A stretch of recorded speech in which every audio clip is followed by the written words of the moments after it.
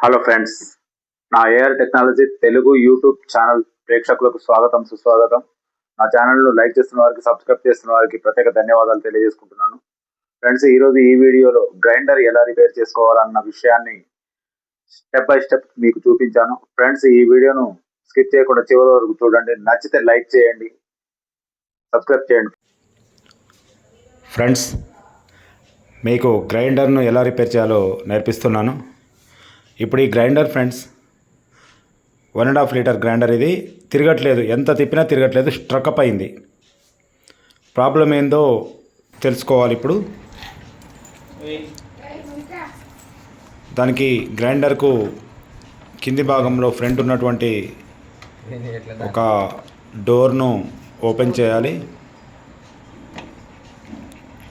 Open చేసుకున్న తర్వాత దాంట్లో ఒక మోటార్ ఉంటుంది. నెక్స్ట్ ఈ గ్రైండరు గిన్నె ఏదైతే ఉందో దానికి సంబంధించినటువంటి రోలు అనుకుందాము. ఆ రోల్ ఉంటుంది, రోల్కి ఒక చక్రం ఉంటుంది, దానికి దీనికి మోటార్కు రోలుకు ఒక బెల్ట్ ఉంటుంది. ఇప్పుడు మరి ఆ స్టక్అప్ అవుతుంది అంటే మోటార్ స్టక్అప్ అవుతుందా, ఇక్కడ ఈ రోల్ స్టక్అప్ అవుతుందా అనేది తెలుసుకోవాలి.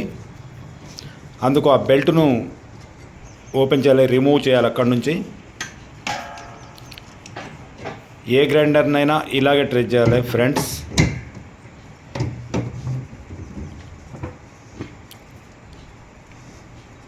బెల్ట్ తీయాలంటే అవి తిరిగితేనేమో మూవ్ అయితేనేమో బెల్ట్ ఈజీగా వస్తుంది, మూవ్ కాకపోతే బెల్ట్ చాలా కష్టపడాల్సి వస్తుంది.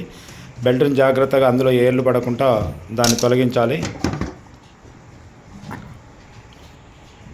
ఇప్పుడు ఈ గిన్నె అంటే రోలు ఓకే ఉంది, మోటార్ మాత్రం స్ట్రక్అప్ అయి ఉంది. ఇందులో 1/4 HP మోటార్ ఉంటుంది, చిన్న గ్రైండర్ కాబట్టి 1/4 HP మోటరు. దీనికి ఉన్నటువంటి కనెక్షన్స్ అన్నీ ఊడబీకి ఆ మోటార్ను ఓపెన్ చేసి దానికి బేరింగ్స్ వేస్తే ఇక్కడ ప్రాబ్లం సాల్వ్ అవుతుంది. ఫ్రెండ్స్, నేను ఇటువంటి చిన్న చిన్న కాంటెంట్స్ మాత్రమే ఇస్తాను, వ్యాలిడ్ కాంటెంట్స్.